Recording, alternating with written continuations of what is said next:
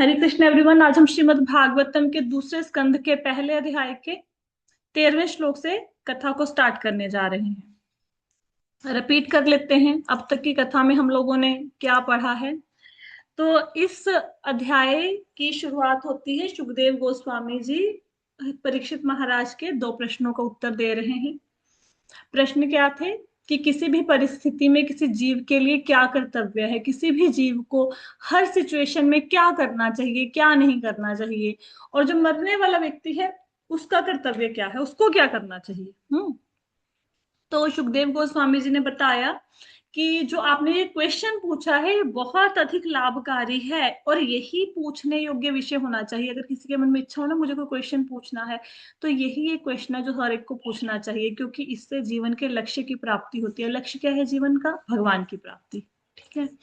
और फिर वो कहते हैं कि जो लोग संसारी हैं, संसारी लोगों के लिए बहुत कुछ सुनने के लिए अलग अलग चीजें हैं, लेकिन ऐसे संसारी लोग अध्यात्म के विषय में, भगवान के विषय में, जीवन के लक्ष्य के विषय में बात नहीं करते। दिन में पैसा कमाते हैं, रात को सोते हैं, और पूरी जिंदगी वो अपने शरीर, पत्नी, संपत्ति, इन सब चीजों में, इन सब चीजों को सोचने के लिए बिता देते हैं। ठीक है।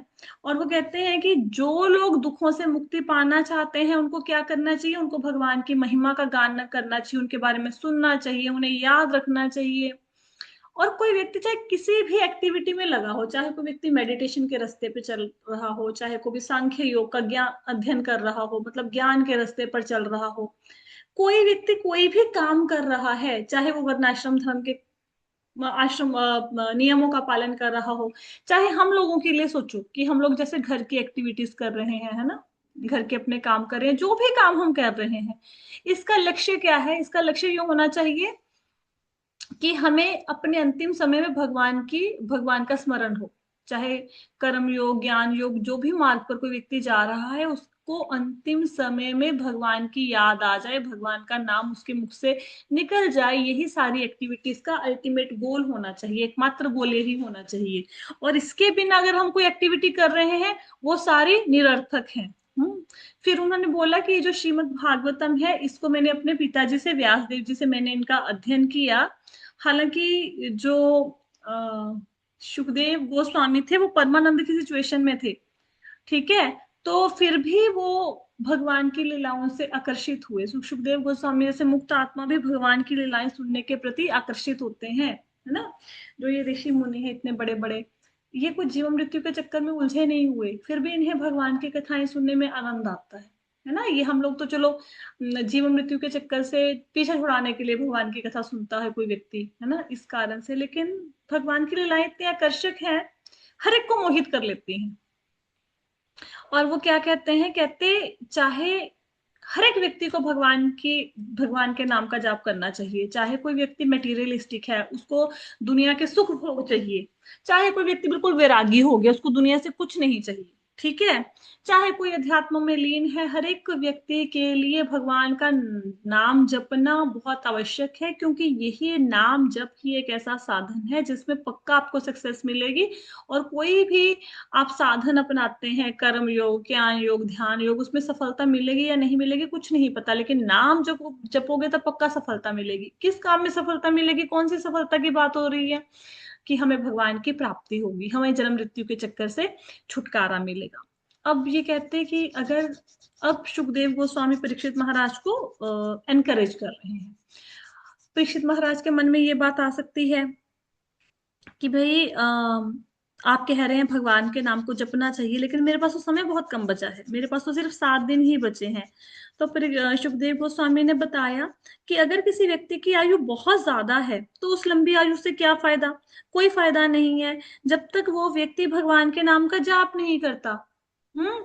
इससे अच्छी तो है छोटी सी आयु, आयु चाहे छोटी हो, लेकिन अपने जीवन को भगवान की सेवा में लगाएं। छोटी जितनी भी स्वास्थ्य हमारे भगवान ने लिखे हैं, छोटी उम्र भी लिखी है, उस छोटे से एक समय को, चाहे एक क्षण को हम भगवान की सेवा में लगाएं, वही उसी से हमें पूर्णता प्राप्त होएगी। ज्यादा लंबी आयु है, कोई व्यक्ति 100 साल का होके मर गया लेकिन उसने भगवान का नाम नहीं लिया, तो सब व्यर्थ है उसका जीवन। इससे अच्छा कोई व्यक्ति के जीवन में, चाहे उसकी आयु कम थी, कम आयु में मर गया लेकिन भगवान का नाम लेके मरा, वो ज्यादा सफल है। अब वो अगले श्लोक में 13वें श्लोक में क्या कर रहे हैं, 13वें श्लोक में वो सुखदेव गोस्वामी परीक्षित महाराज को और एनकरेज करने के लिए कि आप ये मत सोचो कि आपकी आयु कम है, आप भगवान की प्राप्ति कैसे करोगे, तो उसके लिए उनको एक उदाहरण दे रहे हैं खटवांग राजा का। ठीक है, यहां से हम कथा को शुरू करते हैं।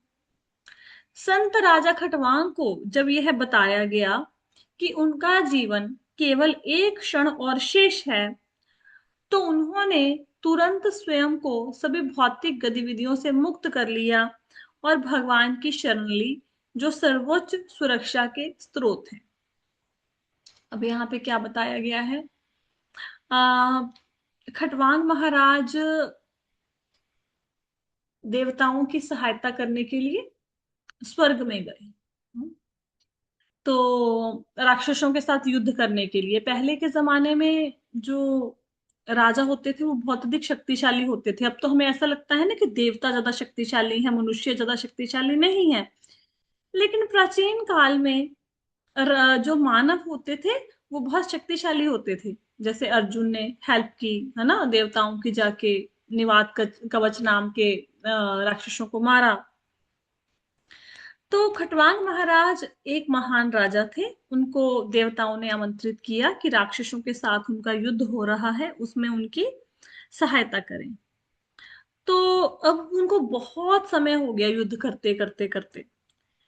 तो अभी पूछा खटवांग महाराज से देवताओं ने कि हम बहुत प्रसन्न हैं, आपने इतनी देर हमारी सहायता की, हमारे लिए युद्ध किया, बताइए आपको क्या चाहिए।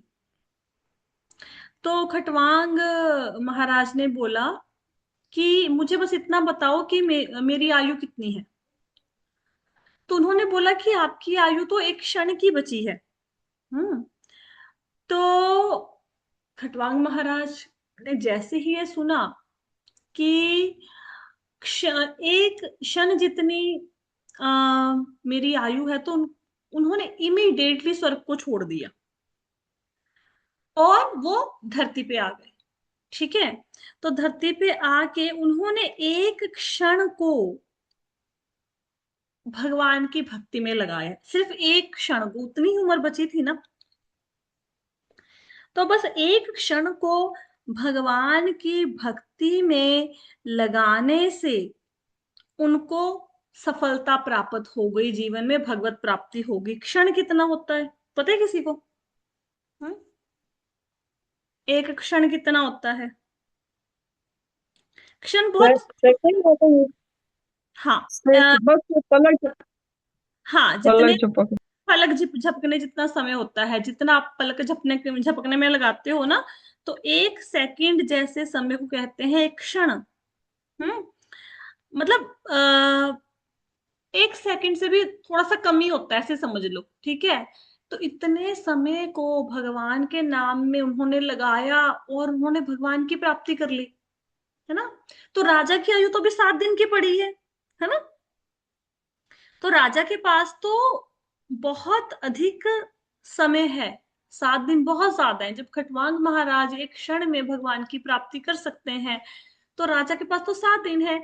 ये बता के उन्होंने परीक्षित महाराज को एनकरेज किया, उत्साहित किया कि खटवांग महाराज ने सिर्फ एक क्षण में अपने आप को सारे भौतिक कार्यकलापों से मुक्त कर लिया, सारे दुनियादारी के कामों से छुटकारा पा लिया और भगवान की शरण ग्रहण कर ली। ठीक है, तो जब वो एक क्षण में कर सकते हैं, राजा को बता रहे हैं कि आप भी कर सकते हैं, आपके पास तो बहुत अधिक समय है। फिर क्या कहते हैं, अब ये बोल रहे हैं यही बात यहाँ पे, महाराज परीक्षित, अब आपका जीवन केवल 7 दिनों तक ही सीमित है, इसलिए इस दौरान आप वे सभी अनुष्ठान कर सकते हैं जो अगले जन्म के जीवन के सर्वोत्तम उद्देश्य के लिए आवश्यक है। तो यहाँ पे महाराज परीक्षित को बता रहे हैं कि भाई महाराज परीक्षित, आपका जीवन तो अभी 7 दिनों का रह गया है, तो 7 दिनों में आप वो सारे काम कर सकते हैं जिससे जीवन के उद्देश्य की प्राप्ति हो सकती है। हम्म अगर खटवांग महाराज ने क्षण में अपने आप को परलोक जाने के लिए तैयार कर लिया, तो फिर आपके पास तो 7 दिन का समय है, बहुत ज्यादा है, आप भी वो सारे काम कर सकते हैं जिससे आपको जीवन में सफलता मिलेगी, भगवत प्राप्ति होगी। तो ये बताया उनको। फिर कह रहे हैं, ये बात हम सब लोगों के लिए भी लागू होती है। कई बार हमें ऐसा लगता है कि जैसे जीवन का बहुत सारा समय हम लोगों ने बिना, जो लोग अभी नाम जप रहे हैं या गीता भागवत सुन रहे हैं, उनको ऐसा लगेगा कि मैंने इतना जीवन व्यर्थ गवा दिया। मैं कितना ज्यादा पढ़ सकता था, कितना ज्यादा सुन सकता था, कितना ज्यादा भगवान का नाम जप सकता था, लेकिन मैंने अपनी आयु के कितने साल ऐसे ही फालतू के व्यर्थ गवा दिए। लेकिन जब जागो तभी सवेरा, अगर आज से, अभी से आप भगवान का नाम लेना शुरू करते हैं, तो इस जन्म में ही आप भगवान के धाम में जा सकते हैं, इसी जन्म में। हाँ, बस करने की बात है।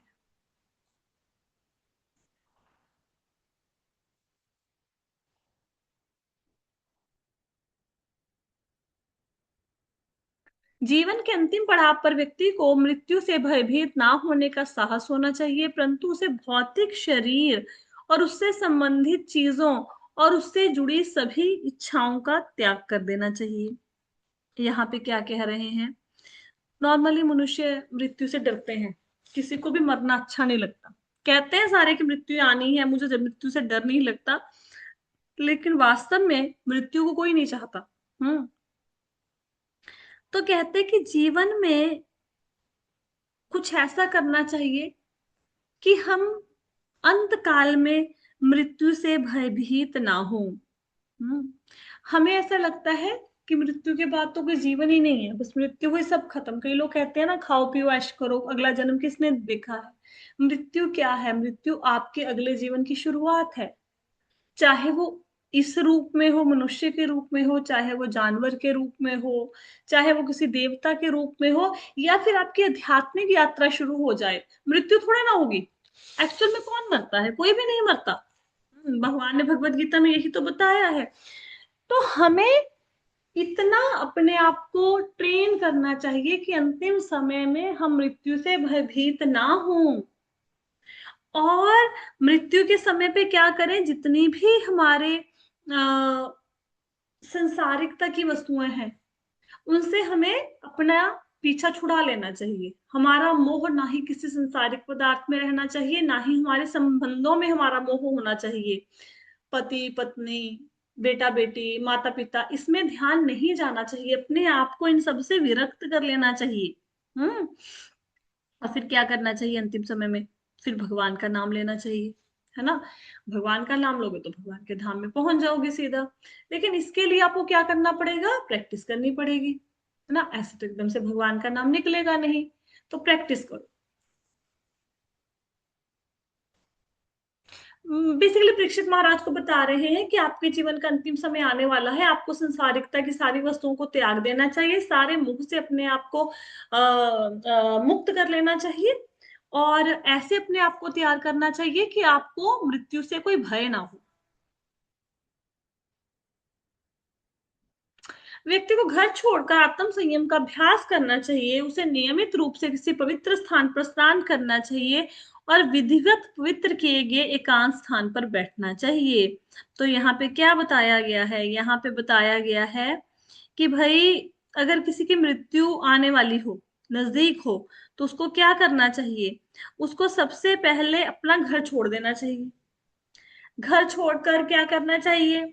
घर छोड़कर उसको किसी ना किसी पवित्र स्थान की शरण लेनी चाहिए। जिसको नदी के किनारे बैठ जाए, है ना, पवित्र नदी के किनारे किसी तीर्थ स्थान पर बैठ जाए, वहां पे एकांत में बैठे और आत्म संयम का अभ्यास करे, इंद्रियों को वश में करे, मन बुद्धि को वश में करे, मन को वश में करे। पहले तो होता था, वानप्रस्थ होता था। जब व्यक्ति की आधी आयु बीत जाती थी, वो घर छोड़ देते थे, वानप्रस्थी बन जाते थे, अपने आप को तपस्या में लगाते थे जंगल में जाके। लेकिन आज के जमाने में ऐसा करना पॉसिबल नहीं है। अभी जो आप कथा सुनेंगे इसके आगे की, ये वाला श्लोक भी सुनेंगे, ये सुखदेव गोस्वामी ने कथा सुनाई है त्रेता युग में, ठीक है। तो त्रेता युग के अकॉर्डिंग ये चीज ठीक है कि अगर किसी की मृत्यु होने वाली है, तो उसको घर बार छोड़ना चाहिए, पवित्र स्थान में जाना चाहिए, एकांत में बैठना चाहिए, हाँ ना, और उसको आत्म संयम का अभ्यास करना चाहिए। लेकिन आज के जमाने में ये पॉसिबल नहीं है कि आप घर बार छोड़कर चले गए कहीं पे, जंगल में चले गए, कहीं पे बैठ गए, है ना, ये पॉसिबल नहीं है। तो हमें अपने आप को ये ट्रेन करना है कि अगर हमें पता लग गया कि किसी भी व्यक्ति को कि हमारी मृत्यु नजदीक है, तो उस समय अपने आप को सारे रिश्ते नातों से डिटैच कर ले, डिटैच, सबसे तोड़ ले। नहीं तो क्या होगा, भरत महाराज जैसी हालत हो जाएगी कि जीवन के अंतिम समय में पहले तो राजपाट, बेटा, पत्नी सब छोड़ दिए, और जीवन के अंतिम समय में हिरण के साथ उनका मोह लग गया और फिर हिरण ही बन गए। हम्म तो अभी इन्होंने जो बातें बताई हैं यहाँ पे सुखदेव गोस्वामी, ये बता रहे हैं मतलब जो प्राचीन काल में लोग करते थे उसके अकॉर्डिंग। आज के जमाने में आप क्या कर सकते हो वो भी मैंने आपको बता दिया कि मानसिक तौर पर आप अपने आप को डिटैच कर लें। ऐसा नहीं कि घर छोड़ के जंगल में चले जाओ, पर मानसिक तौर पर अपने आप को हर एक वस्तु का मोह अपने मन से निकाल देना चाहिए।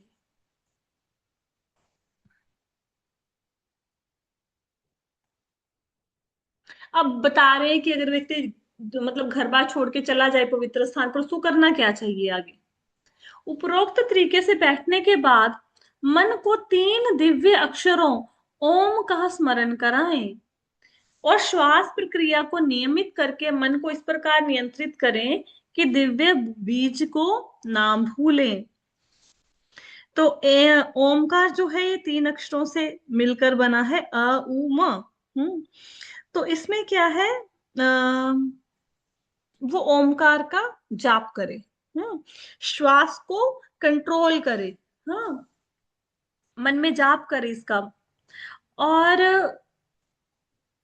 इस दिव्य बीज को भूलना नहीं है। तो मतलब ये जो सुखदेव गोस्वामी यहाँ पे समझा रहे हैं, वे जो जैसे योगी करते हैं ना, मतलब भगवान ने भगवत गीता में भी बताया है कि योगी को क्या करना चाहिए। एकांत स्थान में चला जाए, वहां पे कुशा का आसन बिछाए, वहां पे स्थान ना ऊंचा हो ना नीचा हो, अपने नाक के आगे के हिस्से पे अपनी मतलब दृष्टि ले जाएं, और फिर वहां पे ओम का जाप करें। ये उस तरीके को सुखदेव गोस्वामी यहाँ पे बता रहे हैं। ठीक है।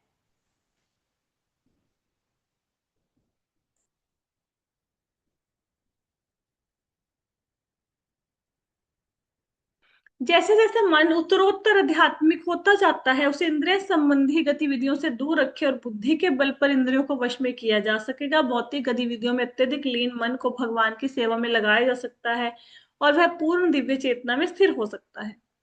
यहाँ पे कहा जा रहा है कि जब हम प्राणायाम के द्वारा श्वास को कंट्रोल कर लेंगे, तो उसमें फिर क्या करना है, ध्यान करना है भगवान का। ठीक है। और इंद्रियों को इंद्रियों के कार्यकलापों से दूर रखना है। पर ये जो तरीका बता रहे हैं सुखदेव गोस्वामी, ये योगियों के लिए है। ठीक है। और योगी भी कई बार असफल हो जाते हैं इंद्रियों का संयम करते करते। जैसे विश्वामित्र थे, उन्होंने योग विद्या के दम पर समाधि की अवस्था को प्राप्त किया, लेकिन जैसे ही मेनका आई तो उनका मतलब योग के द्वारा जो इंद्रियों को कंट्रोल करते हैं, उसमें क्या होता है कि हम एक बनावटी तरीके से अपनी सेंसेस को कंट्रोल कर रहे हैं, बनावटी तरीके से। क्योंकि वो बनावटी तरीका है, तो वो कभी भी इंद्रियां अपना संयम छोड़ देंगी और भोगों में लग जाएंगी। लेकिन जो भगवान के भक्त होते हैं, वो अपनी सेंसेस को, अपनी इंद्रियों को कैसे कंट्रोल करते हैं, वो इंद्रियों को भगवान की सेवा में लगाते हैं। ठीक है। तो सेंसेस अपने आप ही कंट्रोल हो जाती हैं। अब जैसे भक्त लोग, ऐसा है कि अपने मन को मारेंगे नहीं कि मैंने कुछ खाना है तो मन मारेंगे नहीं, हम भोग लगवा के खा लेंगे, है ना। तो that is easy way, rather than कि हम योगिक प्रणाली में जाएं। लेकिन हाँ, अगर कोई व्यक्ति ऐसा कर सकता है जो सुखदेव गोस्वामी स्वामी ने बताया है, तो वहां पे जाना चाहिए एकांत स्थान पर, और बुद्धि के बल पर अपनी इंद्रियों को वश में करना चाहिए। अब है क्या है, हमारी इंद्रियों को कौन चला रहा है, मन चला रहा है। मन जैसा कहता है इंद्रियां वैसा ही करती हैं। लेकिन जो बुद्धि है, बुद्धि को मन को कंट्रोल करना चाहिए, और बुद्धि के द्वारा उसको अपनी इंद्रियों को कंट्रोल करना चाहिए व्यक्ति को। और उसको भगवान की सेवा में अपने मन को लगाना चाहिए। भगवान की सेवा का अगर हम सोचेंगे कि वो तो जंगल में चला गया, नदी के आश्रम पे बैठ गया, किनारे बैठ गया, वो वहां पे भगवान की सेवा कैसे करेगा। तो भगवान का ध्यान करना भी भगवान की सेवा ही है, भगवान के नाम का जाप करना भी भगवान की सेवा ही है। हम्म इससे क्या होगा, वो दिव्य चेतना में स्थित हो जाएगा, मतलब उसका कॉन्शियसनेस प्योर हो जाएगा। ठीक है। आगे कहते हैं,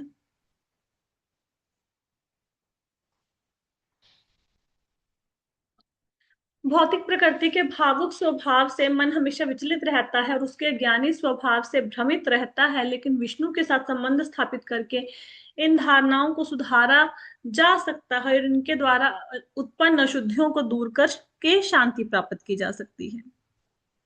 तो जहां पे क्या बताया गया है कि जो मन है हमारा, ये मोस्टली क्या करता है कि ये तमोगुण में रहता है या रजोगुण में रहता है।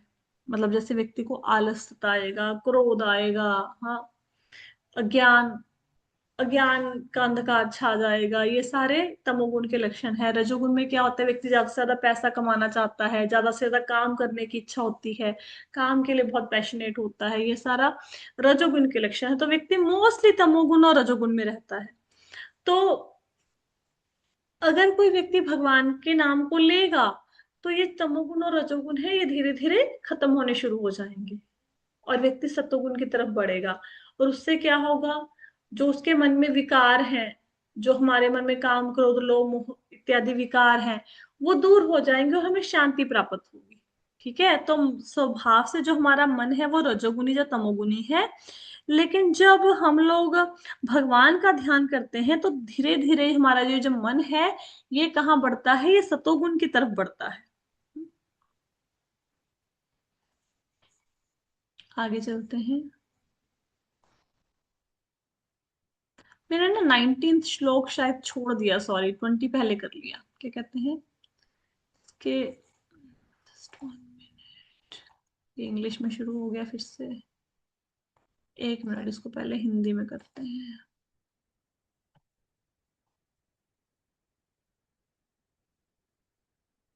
आपको ये थोड़ा सा चैप्टर ऐसा लग रहा होगा कि सिर के ऊपर से जा रहा है, जब हम रिवाइज करेंगे तो अच्छे से समझ आ जाएगा।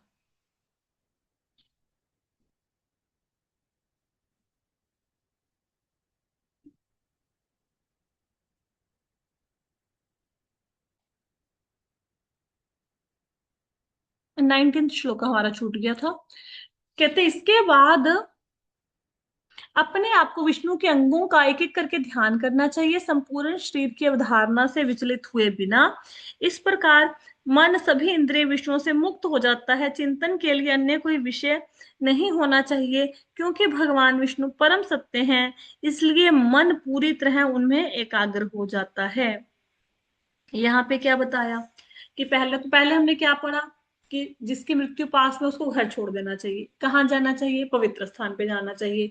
वहां जाके क्या करना चाहिए, वहां पे ओम का उच्चारण करना चाहिए, इंद्रियों को वश में करना चाहिए, आत्म संयम का अभ्यास करना चाहिए। अब और क्या करना चाहिए, उसको भगवान विष्णु के अंगों पर अपना ध्यान लगाना चाहिए। भगवान के चरणों का ध्यान कर रहा है ना भगवान। और धीरे धीरे भगवान का ध्यान करते करते करते करते भगवान के सुंदर मुखमंडल का दर्शन कर ले, लेकिन हृदय में ऐसे ध्यान कर रहा है, ध्यान भी भगवान के स्वरूप का चिंतन कर रहा है। ठीक है, तो अगर वो ऐसा करेगा तो जितने भी सेंस ऑब्जेक्ट्स हैं उन सब से हमारा मन हट जाएगा। हाँ, जैसे इसको कैसे समझोगे इस चीज को, जब भगवान से प्रेम होता है तो जो बाकी चीजें हैं वो आपको आनंद नहीं देंगी। जितना भगवान का नाम, भगवान की कथा में आनंद आएगा, वो बाकी चीजें आनंद नहीं देंगी। अगर कोई व्यक्ति एकांत स्थान में बैठ के भगवान के अंगों का ध्यान करता है तो धीरे धीरे उसके जीवन में जितनी भी वासनाएं हैं, जितनी भी कामनाएं हैं, वो भोगों को भोगने की, वो धीरे धीरे अपने आप खत्म हो जाएंगी।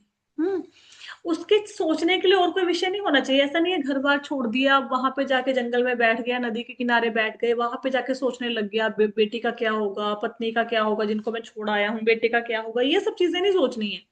अब किसका ध्यान करना है, सिर्फ और सिर्फ भगवान विष्णु का।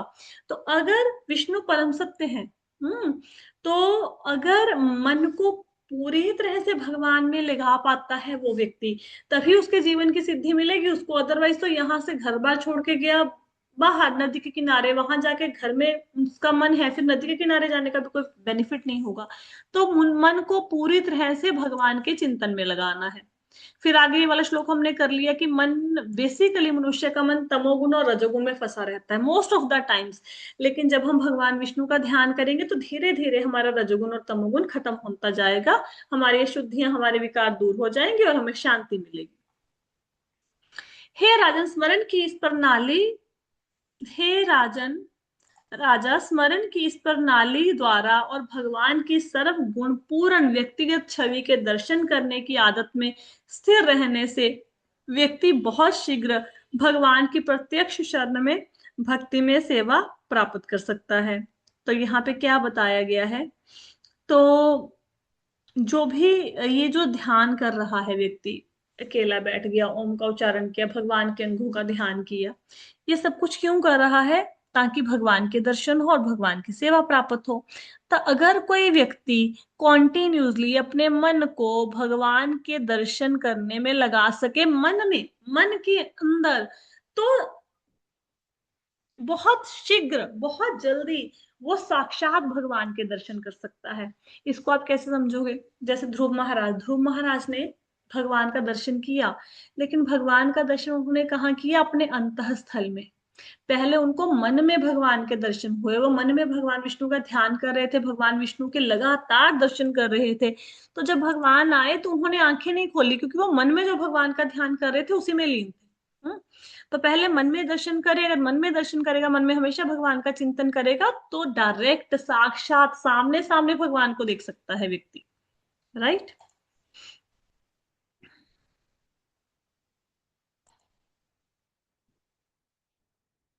सौभाग्यशाली राजा परीक्षित ने आगे पूछताछ करते हुए कहा, हे ब्राह्मण, कृपया विस्तार से वर्णन करें, मन को कैसे और कहाँ लगाना है, और धारणा को कैसे स्थिर किया जा सकता है, ताकि मन में व्याप्त शुद्धियों को दूर कर सके। हालांकि सुखदेव गोस्वामी ने बता दिया राजा को कि कैसे आपने कहाँ जाके बैठना है, कैसे भगवान का ध्यान लगाना है, लेकिन अभी सुखदेव गोस्वामी परीक्षित महाराज चाहते हैं इस चीज को और थोड़ा विस्तार में बताओ, कि आपने बोला भगवान के अंगों का ध्यान करना है, लेकिन मैं कैसे भगवान के अंगों का ध्यान करूं, कैसे उसमें मन, उनको, उनमें मन को लगाऊं, ताकि मेरे मन में इतनी अशुद्धियां हैं उनको मैं दूर कर सकूं। कभी हमारे दिमाग में भी यही आएगा ना कि सुखदेव गोस्वामी ने बताया कि ये मार्ग फॉलो करो तो आपको भगवान के दर्शन होंगे, लेकिन हमारे मन में क्या बात आएगी कि मेरा मन तो रजोतमोगुण में फंसा हुआ है, मेरा मन तो संसार की बातों में भटकता रहता है, मैं अपने मन को कैसे लगाऊं, कहाँ स्थिर करूं, भगवान के दर्शन करने हैं तो कैसे करूं, वो विधि क्या है, मुझे डिटेल में बताइए।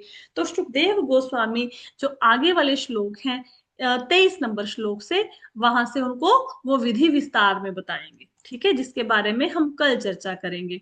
तो आज की चर्चा में हमने क्या जाना, फिर से एक बार रिवाइज करा लेते हैं। सबसे पहले सुखदेव गोस्वामी ने महाराज परीक्षित को क्या किया? उनको प्रोत्साहित किया कि राजा, आप टेंशन मत लो कि आपके पास सिर्फ 7 दिन बचे हैं। खटवांग महाराज ने एक क्षण मतलब एक पलक जितने झपकने जितने समय में भगवान को पा लिया था, आपके पास तो फिर भी 7 दिन है। 7 दिनों में आपके पास बहुत ज्यादा समय है, बहुत अधिक समय है, जिसमें से आप जिसके द्वारा भी अपना उद्धार कर सकते हो, जिस भी विधि के द्वारा, उसके लिए 7 दिन काफी है। आप अपना उद्धार कर सकते हो, 7 दिनों में भी कर सकते हो। जीवन के उद्देश्यों को प्राप्त कर सकते हो। तो कहता, आप अपने आप को इस प्रकार ट्रेन करो कि अंतिम समय में आपको मृत्यु से भय ना हो। और उसके लिए क्या करना है? सबसे पहले अपने जो आसपास की चीजों के प्रति, अगर आपका किसी के प्रति मोह है या अपने रिश्तों के प्रति मोह है, उसको छोड़ना है, ठीक है। और फिर बताया कि अगर किसी व्यक्ति की मृत्यु होने वाली हो, उसको क्या करना चाहिए? उसको पवित्र स्थान पर जाना चाहिए, एकांत स्थान में बैठना चाहिए। ऐसा नहीं अभी पवित्र स्थान गंगा नदी के तट पर पहुंच गए, वहां पे बहुत सारे लोग घूम रहे हैं, ऐसे नहीं। गंगा नदी के तट पर जाना है, लेकिन बैठना कहाँ पे है? जहां पे कोई और ना हो, ठीक है। और फिर इंद्रियों को वश में करने का प्रयास करना चाहिए, आत्म संयम का अभ्यास करना चाहिए। फिर उसके बाद क्या करना है? 3 शब्द अ ओ म, उसका उच्चारण करे, ओम शब्द का उच्चारण करे।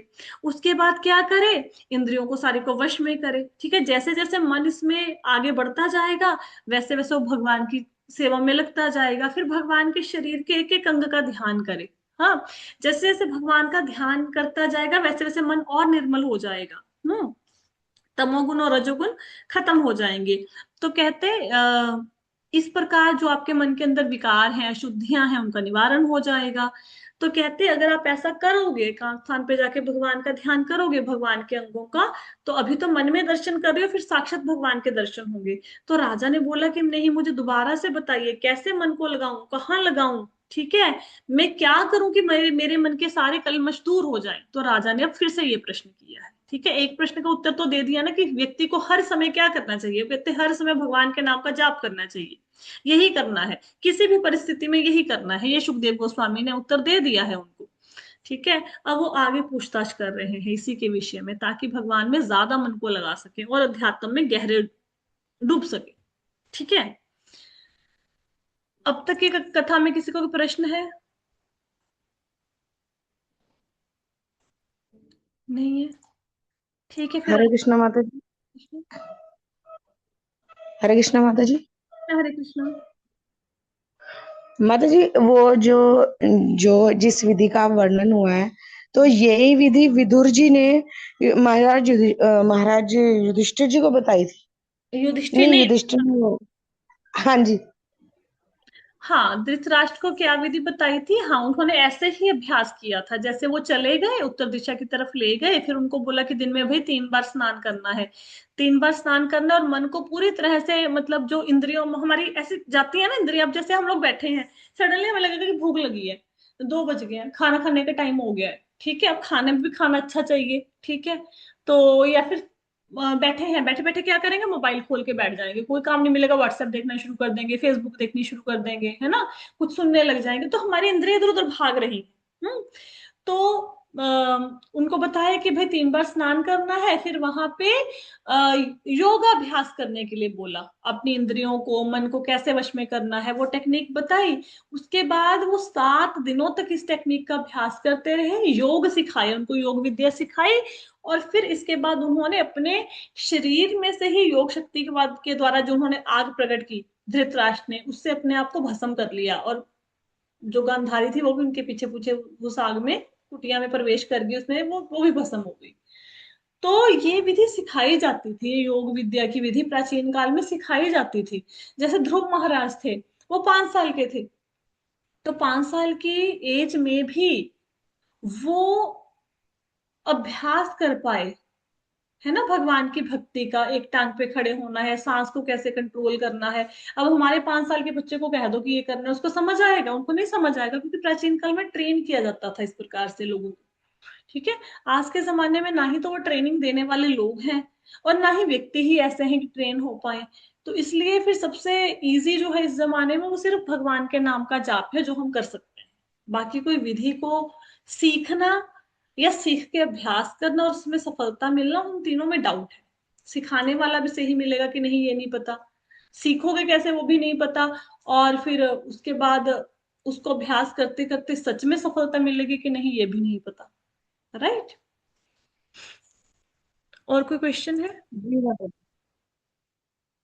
बेसिकली इन सारी चीजों को ना आप तब समझ सकते हो, अगर आपने थोड़ा सा, अगर मतलब आप थोड़ा सा क्रिया योग का अभ्यास किया हो, अगर किसी ने भी किया हो, थोड़ा सा क्रिया योग का अभ्यास किया हो, तो आप इन चीजों को और अच्छे से समझ सकते हैं, ठीक है।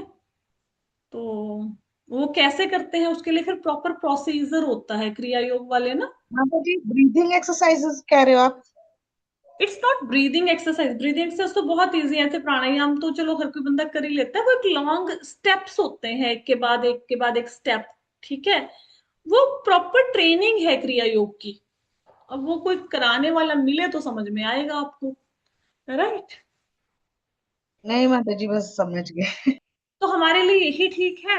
हालांकि आपको ऐसे लोग भी मिल जाएंगे, जैसे अभी प्राणिक हीलिंग वाले क्रिया योग का अभ्यास करवाते हैं, ऐसे नहीं, कुछ लोग करवाते भी हैं, लेकिन हम वो कर नहीं सकते, ठीक है, हमें वो समझ माता नहीं। जी, पर प्रभुपाद जी ने तो बताया सिंपल भक्ति करो, तुम इन भक्ति चक्रों में करो। पड़ो ही मत। हाँ जी, हाँ जी, वो सारे चक्रों में ना, मतलब ऐसा नहीं कि उसमें पावर नहीं होती, वो विधियां बहुत पावरफुल होती हैं, सच में बहुत पावरफुल होती हैं, लेकिन फिर भी कलयुग में नाम ही इजी है, ठीक है। माता जी, हम नहीं कर सकते, मेन चीज ये है। हाँ, हम लोग नहीं कर सकते वो, है ना, स्पेशली लोग करते भी हैं, लेकिन जिस बंदे का मन एक बार गीता भागवत में लग गया, भगवान की भक्ति में लग गया, फिर वो क्रिया योग में नहीं जाएगा, ठीक है। राधा दिन की वो व्यक्ति मूर्ख ही हो कि भक्ति को छोड़ के, भगवान की लीलाओं को छोड़ के फिर क्रिया योग में लगे, जहां पे भगवान की कोई फॉर्म ही नहीं है, फॉर्मलेस गॉड की पूजा में लगे, है ना। ठीक है, और कोई क्वेश्चन है? मैं इसके बारे में आपको इसलिए बता पाती हूँ क्योंकि मेरे घर के, हमारे घर में ही क्रिया योगी बैठे हैं, तो जो अभ्यास करते हैं, ठीक है, तो वो क्रिया योग में हमारे, मतलब मेरी सिस्टर करती है इसका अभ्यास, तो फिर मैं उनका देखती रहती हूँ, इसलिए मेरे को उनके बारे में थोड़ा सा पता है। वो थोड़े थोड़े स्टेप्स किए हुए हैं इसके, इसलिए थोड़ा सा पता लगता है। सो आज की क्लास को यहीं पे विश्राम देते हैं। श्रीमद् भागवतम की जय, श्रील प्रभुपाद की जय, हरे कृष्ण।